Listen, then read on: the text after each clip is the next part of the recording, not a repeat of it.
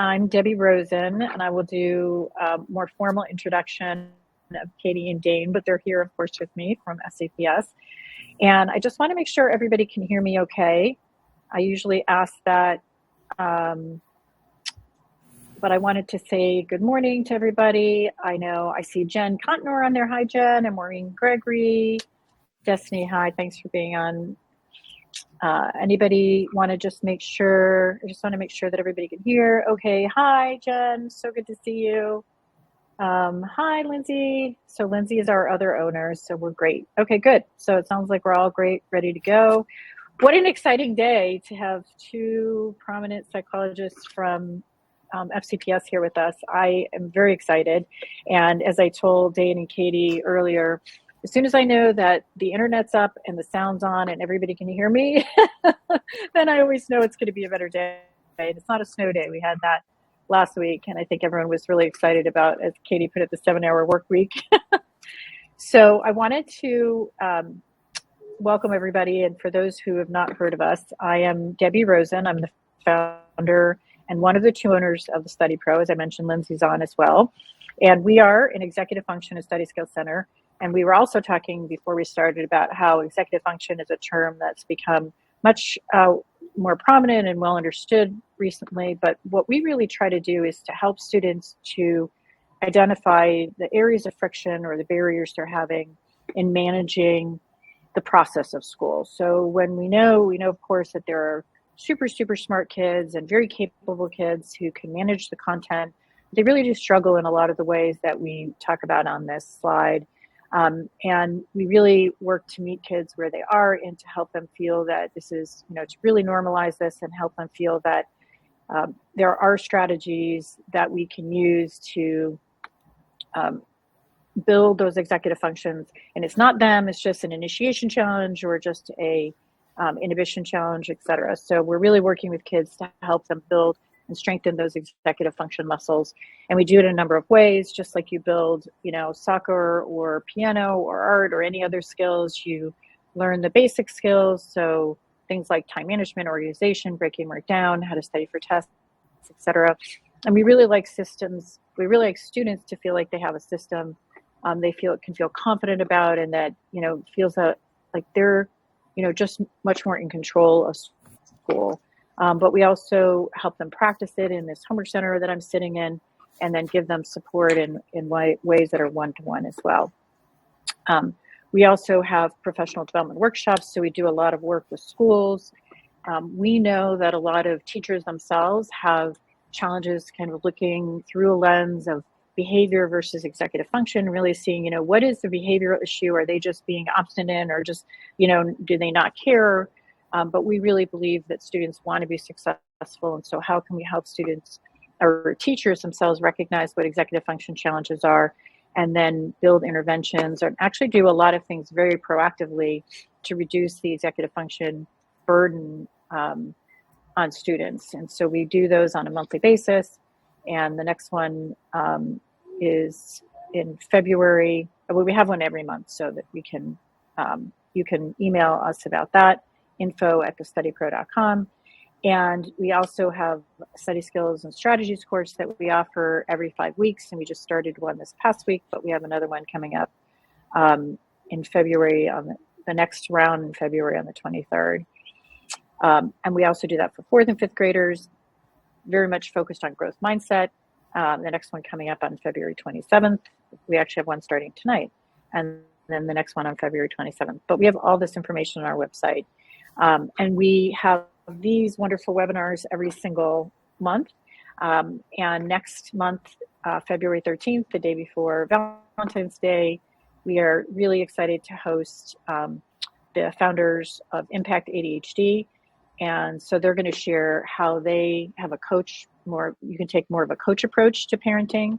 And the author of Study Like a Champ, Dr. Goering, who's a social psychologist and author, is coming in March. And then we are sharing a presentation that's been growing in popularity at schools for us, that Lindsay and I have been giving, called Smart with Stuck, how EF impacts performance and schools. So we'll be speaking in April.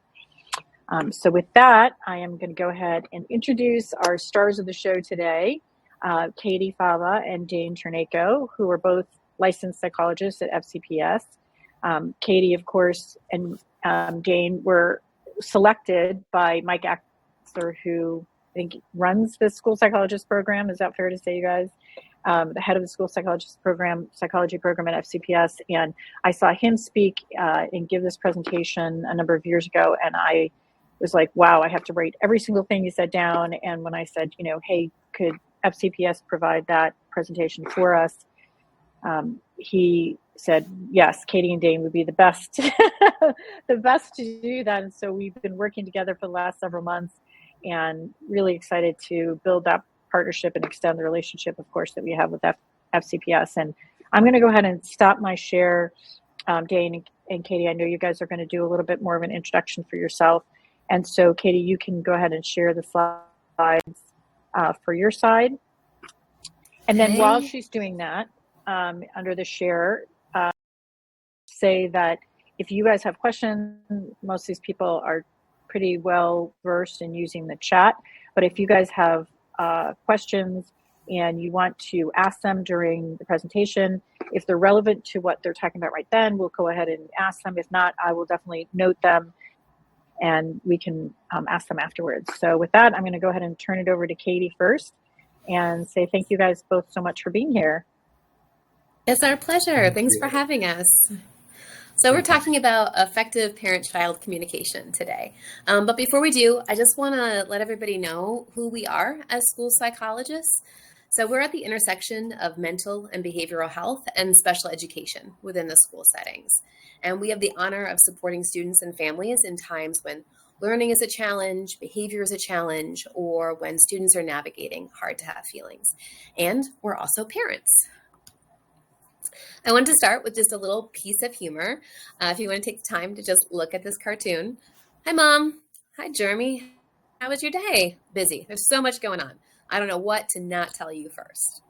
So I think this is something that as parents we're familiar with. Just initiating that conversation with our children can sometimes be a little more difficult as they age. I want to take this as an opportunity to introduce yourselves in the chat if you would feel comfortable putting the ages of your children. And then one of the great things about meeting together as parents is that we get to be each other's partners in this. So share a question that you ask your children that usually will solicit a thoughtful response. So for example, with my 7-year-old daughter, I usually ask her if anything made her laugh at school that day. Or if it's kind of just a low day, I might do a low stakes question where there's no feelings involved. And I might just ask her, like, did anyone have anything yummy in their lunches that you might want to try just to get those juices flowing? What do you guys do?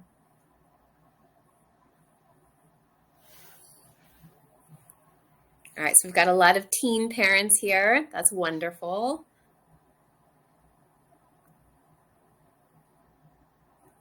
What surprised her today? I love that, right? You go with some kind of those like fun, positive emotions are a good way to solicit that initial conversation. The funniest thing, okay, I'm sensing a trend here. The best part, focusing on the positive. Awesome. Yeah, there's definitely a common theme about what we get.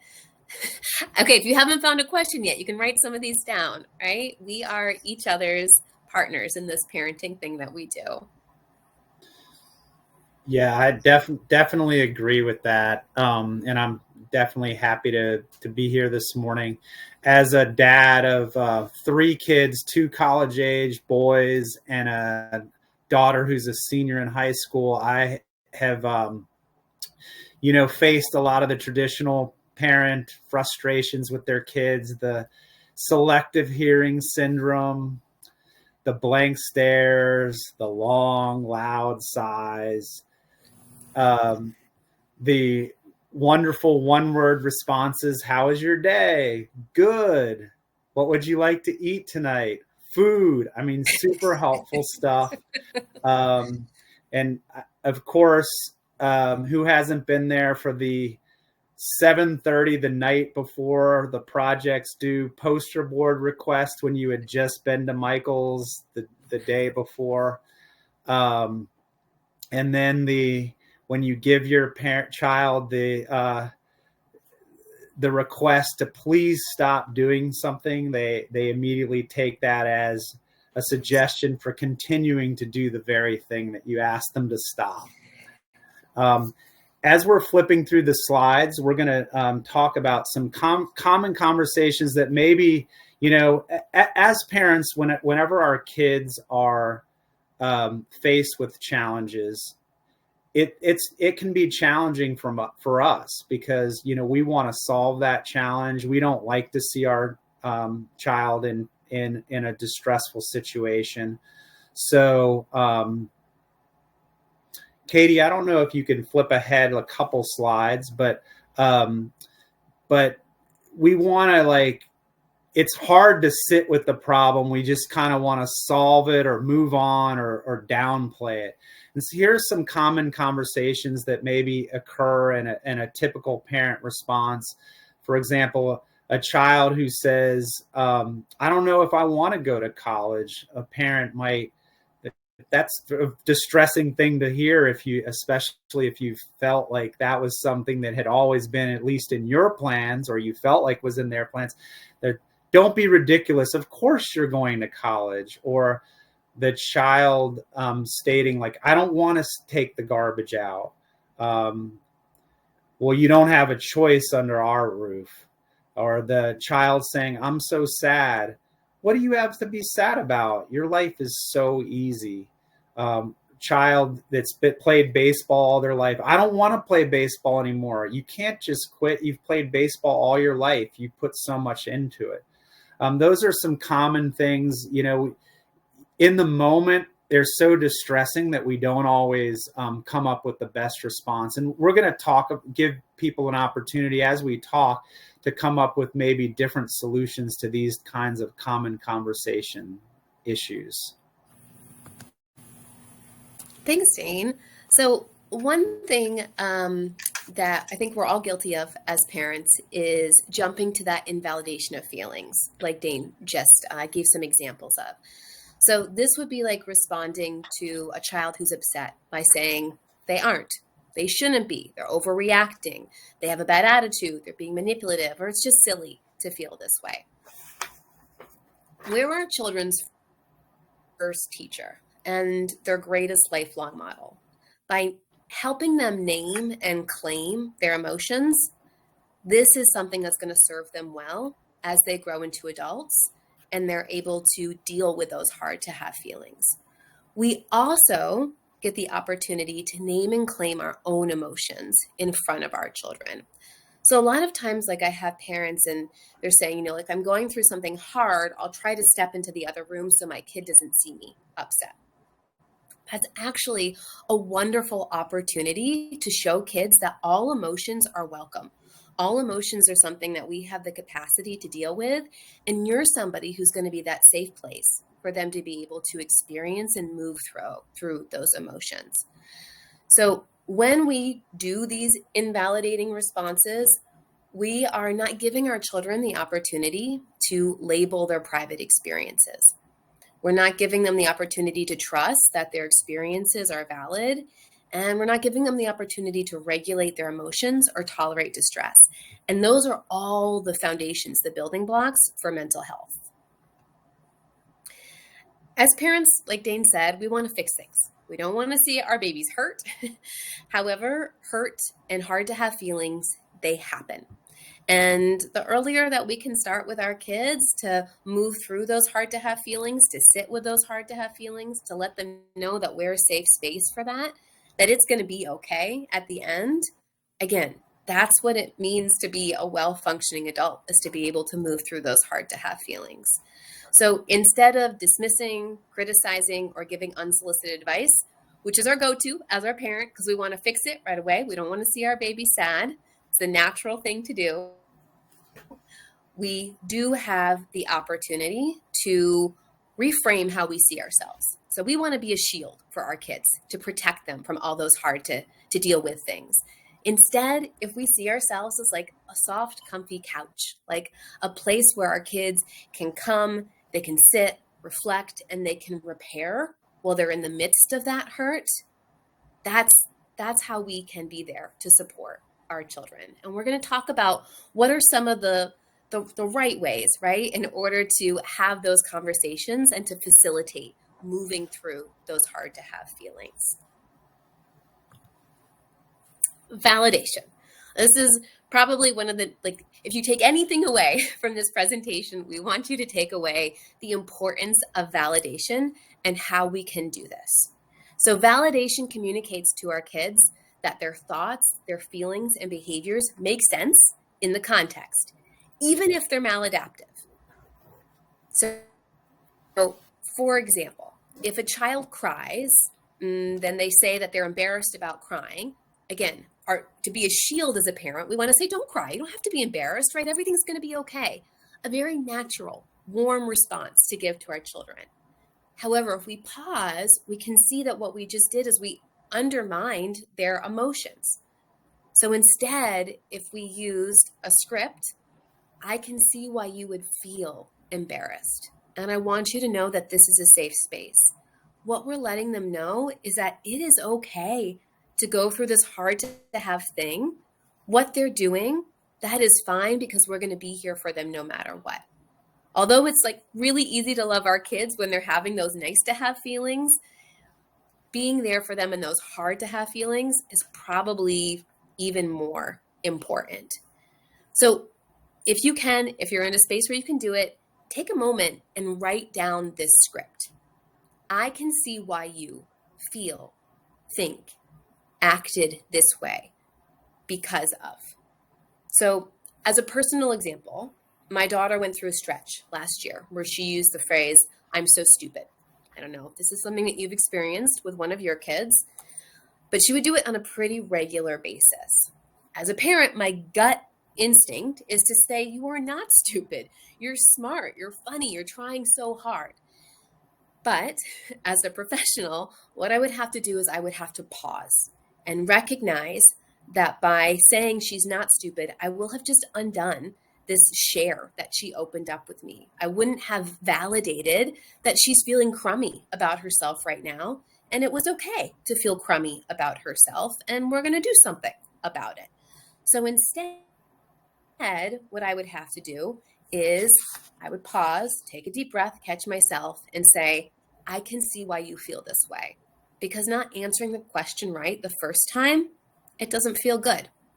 In that simple act of pausing and using this validation script, you're able to keep the door open for you and your child to problem solve together.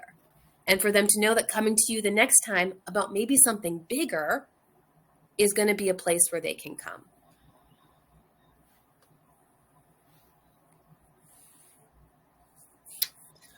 So we're going to talk about how validation is useful, but one thing that I think is a common and understandable concern that a lot of parents have is that by validating your child's emotions or concerns, are you actually encouraging their negative behavior? So taking a moment, and please type in the chat if you feel comfortable. How do you balance validating your child's feelings when you strongly disagree, maybe you strongly disagree with their perspective, and or you need to set some appropriate boundaries for them?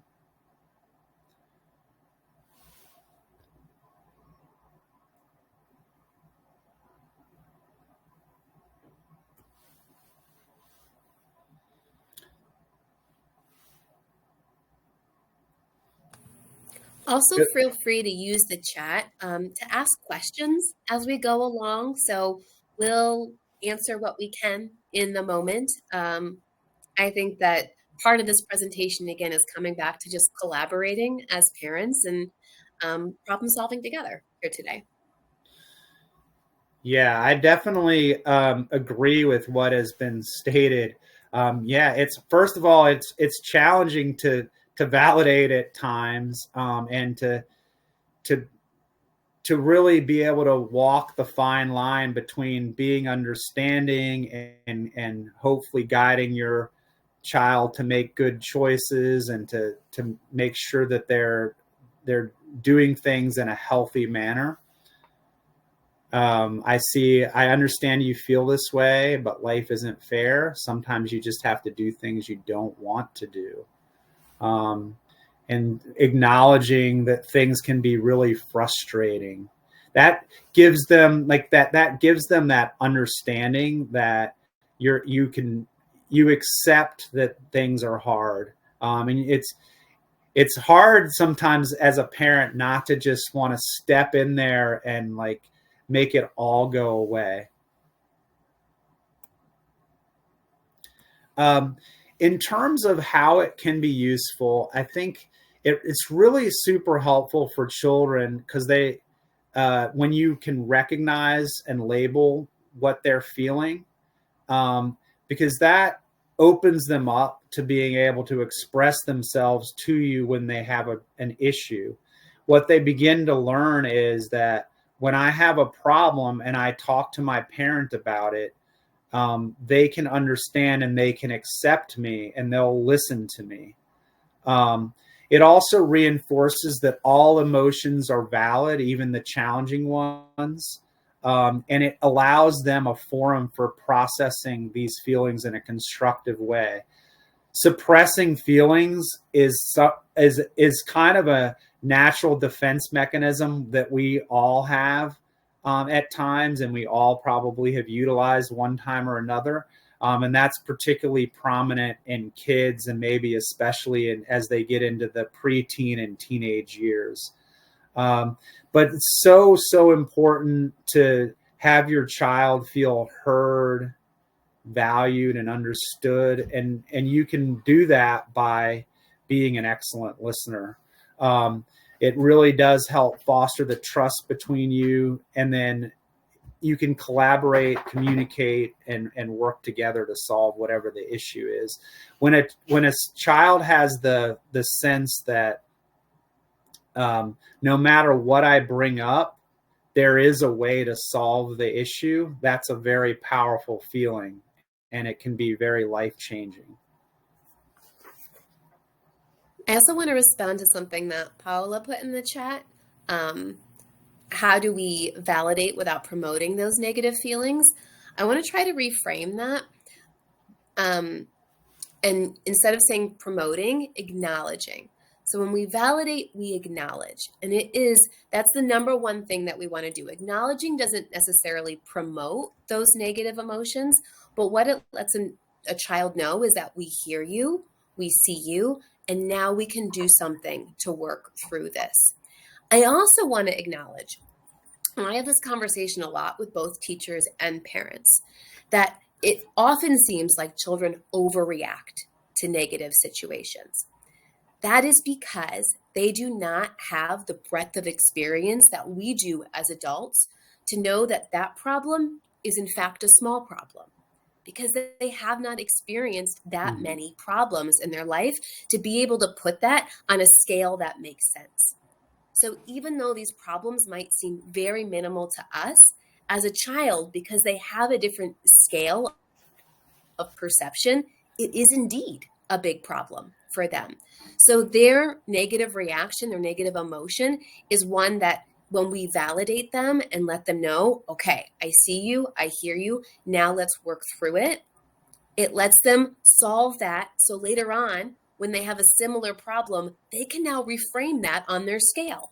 Wait a second, that wasn't a big problem. My parents, my teachers, they were there to help me to figure that out. And I actually got that done pretty quickly. So by validating, we're actually helping them adjust their scale to a scale that makes more sense. Yeah, sometimes building off that, Katie, thank you. That sometimes, it can be helpful to kind of have something like a 1 to 10 scale, and you can kind of put parameters on the end. Like a 1 means something that's not, stressful or worrisome at all or concerning at all, whereas 10 would be the most possible concerning thing. And maybe get your child to label what a 1 and a 10 is, and then ask them, well, where do you see this problem on the scale? And how can we, and you might need to offer them not to invalidate their feelings, but you might want to, if they're saying it's a 9, and it doesn't really seem like a 9, maybe you can talk about that in comparison to the other things.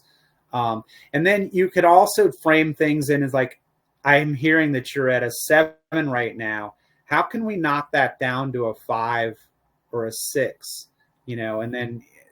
And we can kind of, that's one way to move forward. And then eventually, hopefully, it will dissipate into not much of a problem at all. The other thing in terms of what Katie said, which is such a great point about the child feeling like this particular issue is so significant because it is their world in the moment. I think sometimes parents, we can definitely have a lot more perspective, as Katie pointed out. And then at other times, it's the first time our child has faced this particular problem, and we can make it a bigger deal than it actually is. I still remember so vividly youth sports and travel sports and people, so overwhelmed by playing time issues and things of this nature. And then all of that like really kind of takes care of itself, over time. And you can really have a lot more, as I look back, I would definitely do things a little bit differently than, but as parents, we learn, and we learn by our mistakes. We're going to go through a few scenarios. I apologize for my acting skills, but I'll try my best. You'll get to see why we're school psychologists. Yes, and not Emmy nominated. Exactly. Why are you crying? I don't want to talk about it. You'll feel better if you do talk about it.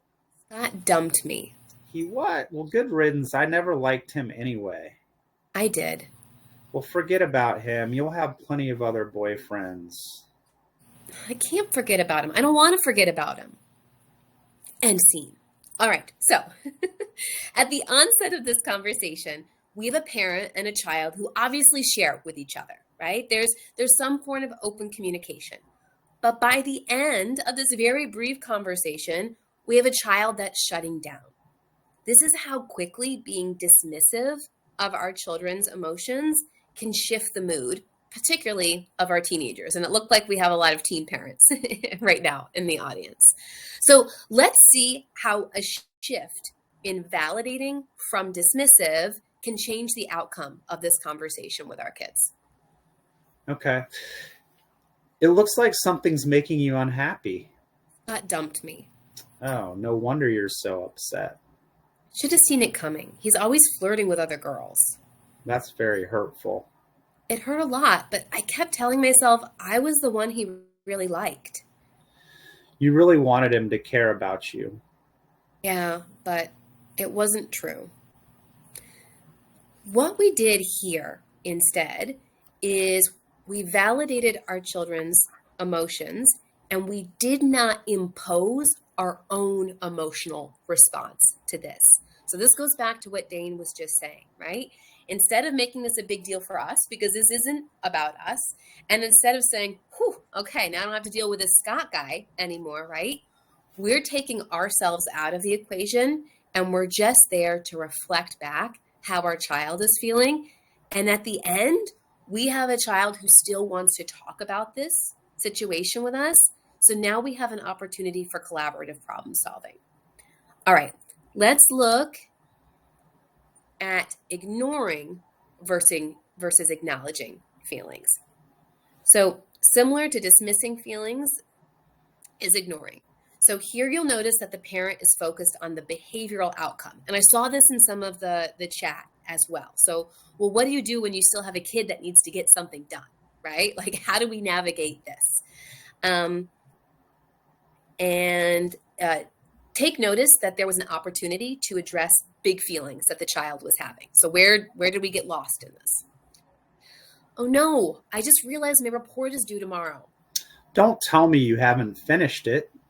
Well, I had till Friday. Well, that's what happens when you don't plan ahead. But No buts about it. Just sit down right now and do it immediately. Get off my back. Don't talk to me like that. Okay, so again, this escalated quickly, all right? Maybe this is reminiscent of a conversation you've had once in your life with one of your kids, right? So we had a kid who came to us with a problem. And within just 30 seconds, we now have a kid who's escalated, who's not listening to us, and we have a conflict with. Let's see what would happen if we acknowledged instead of ignored their emotional response. Oh no, I just realized my report is due tomorrow. Oh. I haven't even started it. Well, this isn't ideal, but how do you plan to handle it? Well, I was going to hang out with my friends tonight, but now I can't. Well, I'm sorry. That's super disappointing. This teacher is super strict. If I turn it in late, she won't accept it.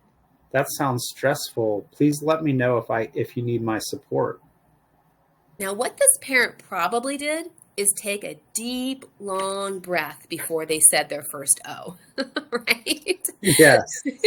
So somebody mentioned this in the comments as well, like, make sure you're regulated. Give yourself a break when you're feeling heightened and you have a problem to solve with your child. This is one of those opportunities, right? This is one of those Midnight Michaels runs that Dane was talking about. So here we had a kid who came to us with an issue, and at the end, they solved the problem by themselves, and they know that if they have this problem again, that we're going to be there. So the hope is, right, that this has now become a true learning experience for the child. Another challenge we run into as parents is walking the line between must-dos and should-dos with our kids. Jen R., actually, she had a great example for this, right? So like, what do you do when your kid is making a request in order to solve a problem that they have? This is going against our better judgment, right? So we know what they should do. They're asking for something that's not appropriate. How do we let this play out? Well, teaching healthy communication means we encourage collaborative problem solving. So we want our kids to be able to solve problems with us, but we also have to respond consistently with those non-negotiables. So let's check out this example. I want to play soccer with my friends tomorrow. My ankle doesn't hurt that badly anymore. It looks like it's still swollen, and the doctor said no soccer for 2 weeks. All my friends will be there. I promise I'll be careful. Well, I guess if you're really careful and take it easy, I guess you can play. Thanks. You're the best. All right. Now, this conversation is deceiving because our kid just called us the best, and that doesn't happen every day. So it can be tricky when we're navigating these must-dos, right? Health, safety, that's a must-do. Going to school, that's a must-do. And we want to be there to problem solve with our kids. Let's see how we might navigate this if we were able to accept, validate our child's feelings, but then redirect. I want to play soccer with my friends tomorrow. My ankle doesn't hurt as much anymore. I wish I could say yes, but it's still swollen, and the doctor said no soccer for 2 weeks. But all my friends will be there. I know you really want to be there for your friends. That's disappointing. I didn't get to play last week either. I know you want to get back on the field, but you'll be so glad when your ankle is fully healed. Right now, doctor's orders are to rest it as much as possible. This sucks. It is definitely very upsetting. Okay, so here we have a parent who held a firm line, calmly. Dane, you have a wonderful, calming, soothing parent voice. This is excellent. Thank you.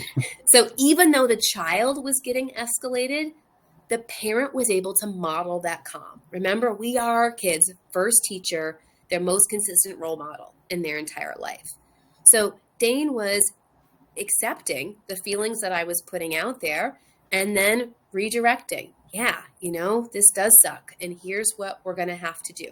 And it's okay for you to be upset about it right now. We're going to go on to revisiting some of the earlier conversations. You can see the 4 there, and people are definitely free to write any different strategies you might, what opening responses you might use to any of these, as well as thinking about, if you would care to comment on what strategies have you used to stay calm when you feel your child's emotions being a bit overwhelming. I think someone mentioned, I think Jen talked about the big feeling. Yeah, that's a great comment. Dane, I wanted to mention an observation. When you and Katie are going back and forth, what's really interesting is that when you have the conversation that's really not validating, you can almost picture that it's like, a tennis match, right? You're going, the child saying something, and then you're saying something, and then your child saying something. But when it's a validating conversation, it's almost like you're helping the child move along, right? Oh, that's a really hard feeling. Oh, that opens up the space for them to say more. I really understand you're feeling that way, or, this can be really challenging. It opens them up so it's almost like it's moving the conversation along and giving the space for the kids to have, to share those emotions. And I think when it's hard for us as parents to have these validating conversations, we have to think ourselves about what our goals are. We want our kids to feel that we're a safe space. And if they say things like, I'm dumb, it is very scary for us because we don't want them to think they're dumb. But the question is, why do they feel that way? What's the need behind the behavior? What is causing them to feel that way? That's what we really want to know, right?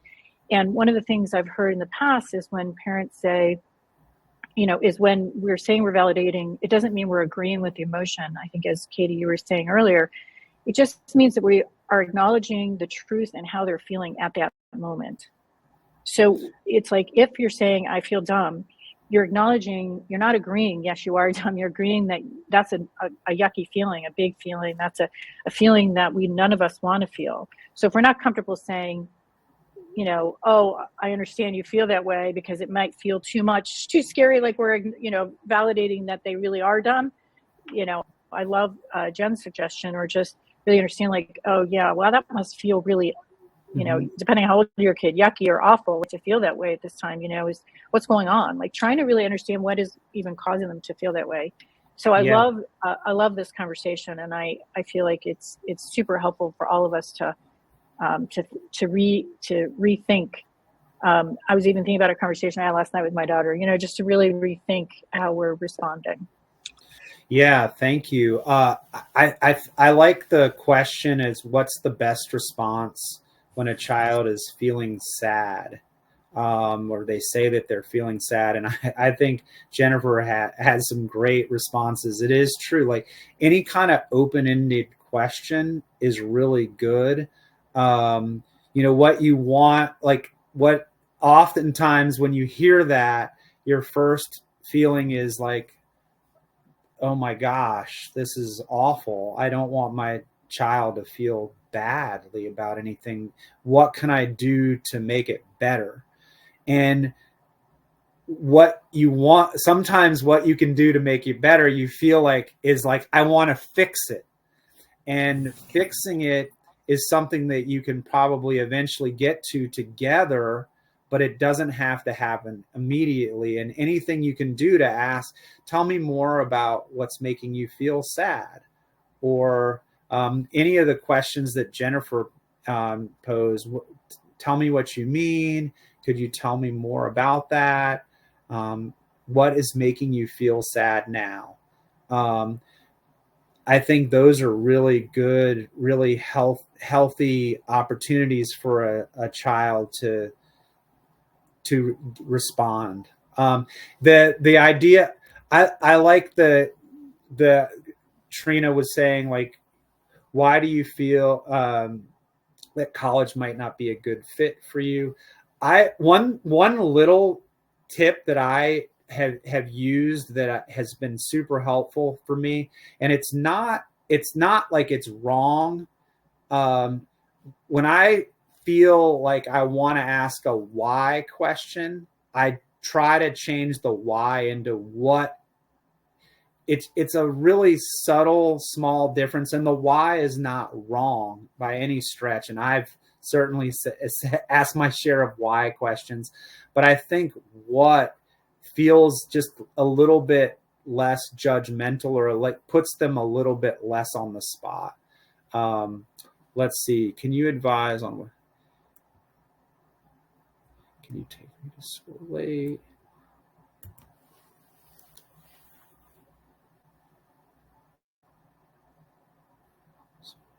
In terms of, like a situation where someone might not be wanting to go to school on time, I do think it's really important to get at what is the reason that they don't feel comfortable going to school late.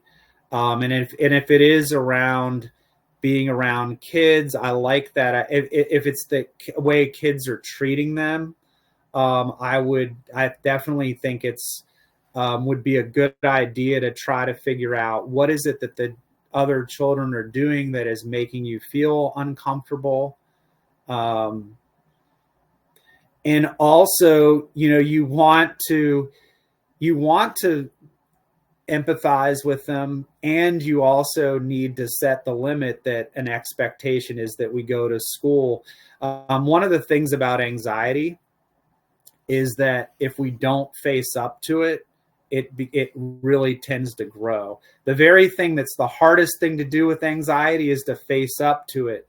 But the reason why anxiety is really well treated in clinical settings is that it is faced up to in that setting, and you can deal with it directly.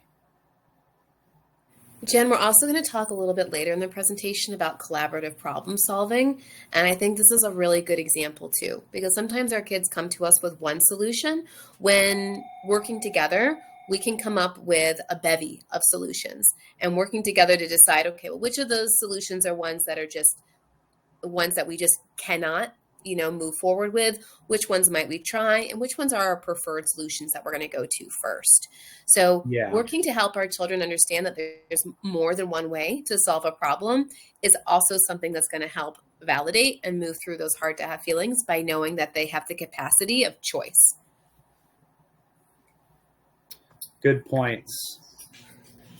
All right, so what we hope that you've taken away at this point is the importance of identifying thoughts and feelings for our children and ourselves in front of our children as their models, acknowledging and validating feelings, and then accepting those feelings, not necessarily promoting them, but accepting them as we redirect the behavior to a more adaptive behavior.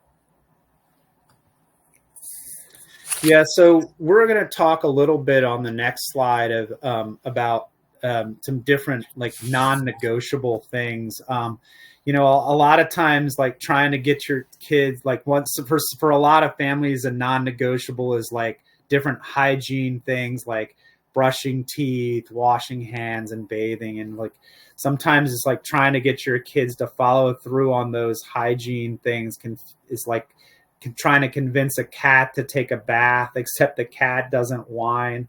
Why do I have to 30 times first? I mean, but these are things where I strongly, with these non-negotiables, I think this is true, like for maybe Katie's age kids, which are younger, versus mine, which are now, older.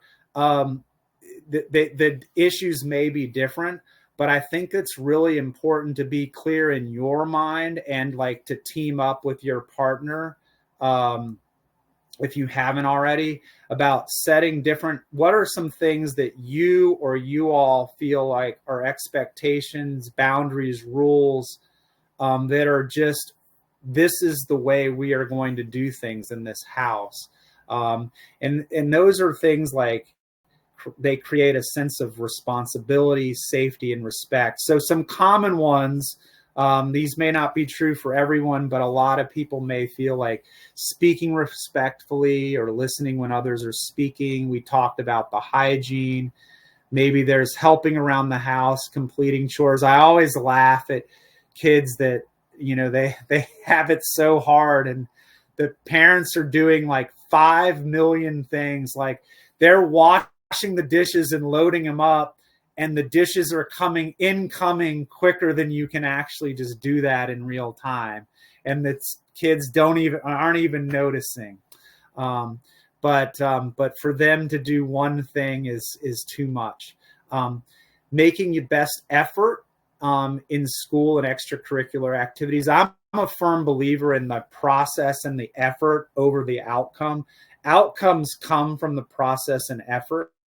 And oftentimes our greatest accomplishments are not necessarily the things that came the easiest for us and we did the best the first time. It's something that maybe we failed at, but through time, our effort and continuing to stick with it have turned out positively in the end. Treating others and pets kindly, following through on agreed upon rules, and maybe the most challenging is the screen time limits. Although interestingly, I've had many students admit that the screen time and the cell phone rules in high school, the stricter cell phone rules, has really been beneficial to them. Being accountable and taking responsibility for actions is another big one for a lot of families.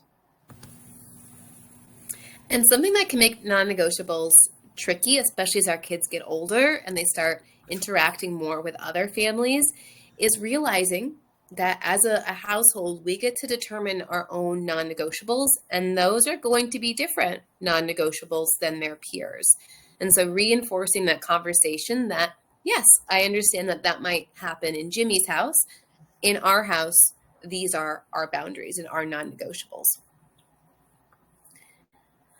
Okay, so how do we get our kids to comply with those non-negotiables? Here are things that we're all guilty of. I'm guilty of. I give this presentation and I am guilty of all of these as well, right? It happens. Like, we're not just parents, we're humans. But blaming, accusing, threats, orders, warnings, sarcasm, martyrdom, these are all things that we use at one time or another, and that does not make us bad parents. It just makes us parents.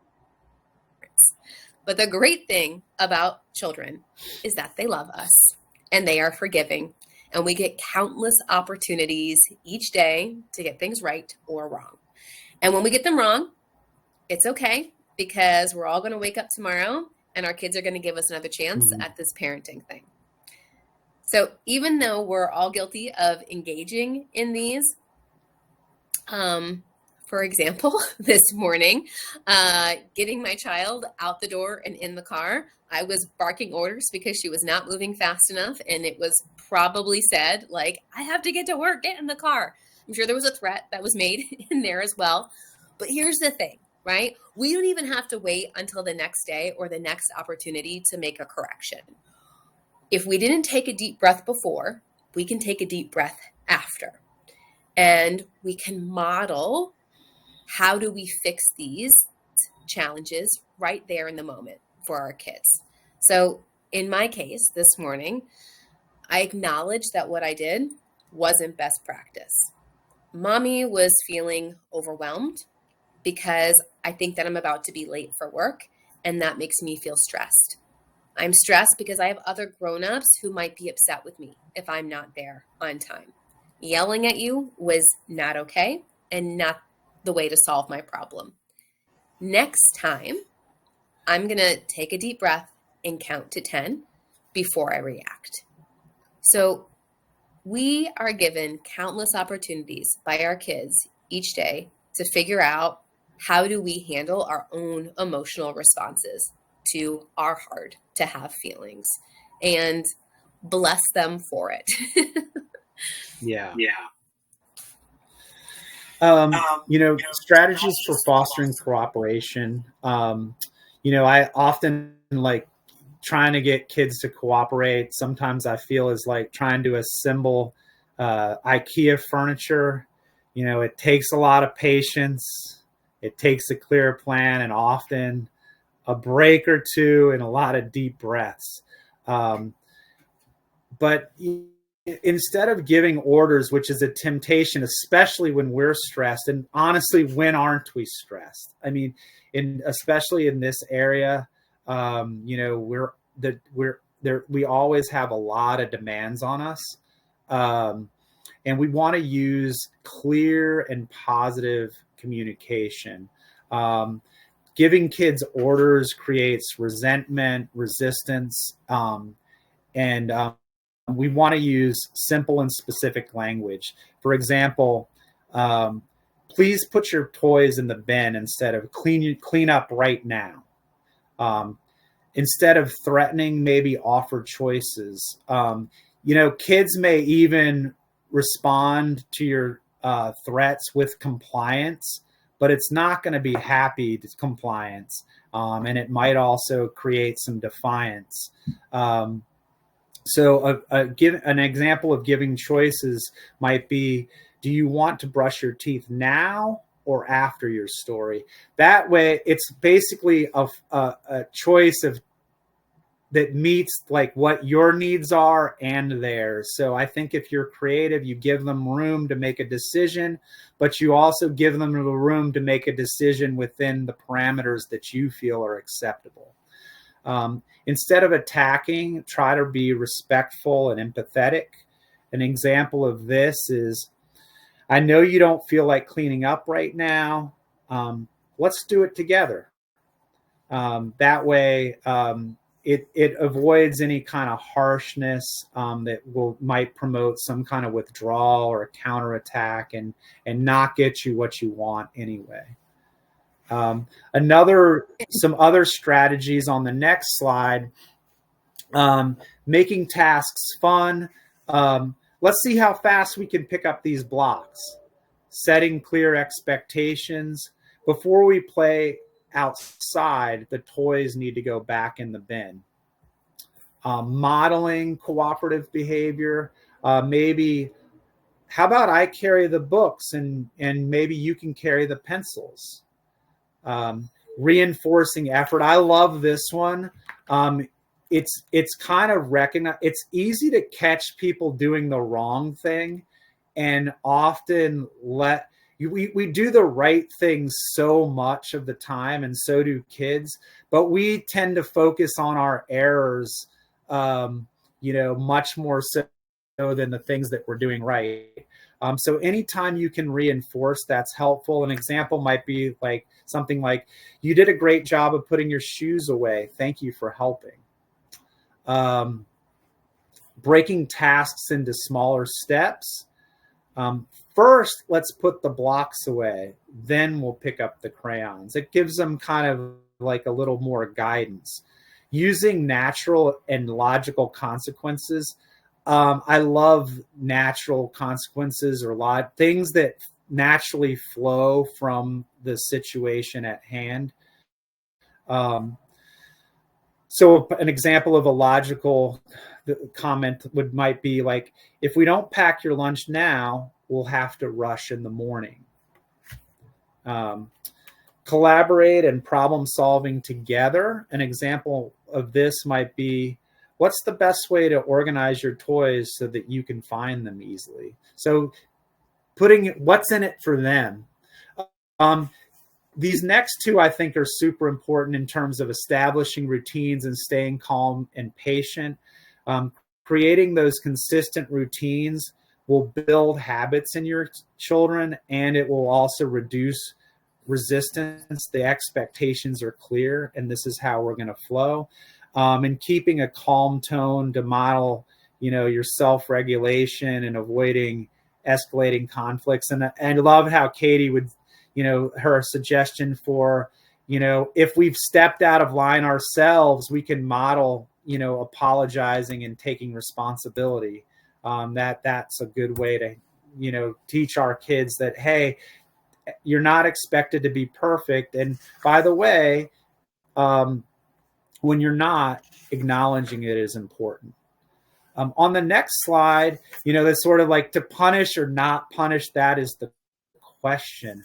The best advice around setting consequences I have ever gotten by far is to take your time.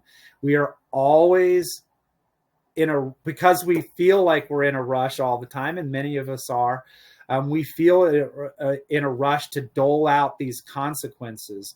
And the best thing I think for people to do, and when something that needs a consequence happens, and you can't think of it on the spot, which many of us cannot, is to give yourself time and space to first calm down and think straight.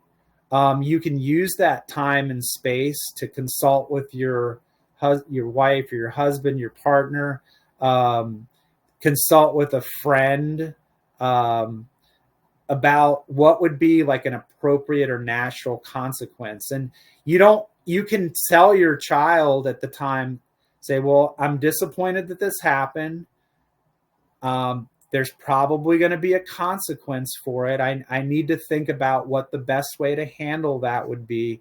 For now, I want you to go up to your room and take a break. And once I make a decision, I'll come back and share it with you. I don't know how many of you have seen the show Modern Family, but I might not have this scene exactly correct because it's been years and years since I saw it. But some of the characters on the show are Phil and Claire Dunphy. Phil is the fun dad, has a hard time setting limits guy, wants to joke his way out of things.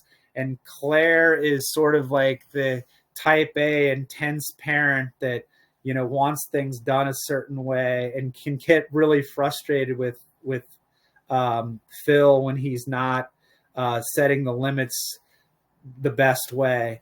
And Claire had just gotten a new couch. It was around the holiday time. They had their Christmas tree was up, and their new white couch unfortunately had like a hole burned in it that looked like someone who had put a cigarette out in it and burned a hole. And she was losing her mind and was like, Phil, we got to do something about it. So like they marched the three kids in, and they they first start talking about how disappointed they are that this hole is burned and who put the cigarette out, and they're looking at the kids, and Claire's getting super frustrated, and none of the kids are taking any responsibility for it. And she's like, Phil, like handle this. And he's flustered, and the more they don't take ownership, the more he gets flustered. And he goes, if someone doesn't tell me who did this within 15 seconds, I'm canceling Christmas. And so he's like gone to this like most extreme punishment that he can think of. And of course, in the 15 seconds, nobody takes responsibility. And he's so sadly, he rips the tree out, and like it's hurting him more than anybody.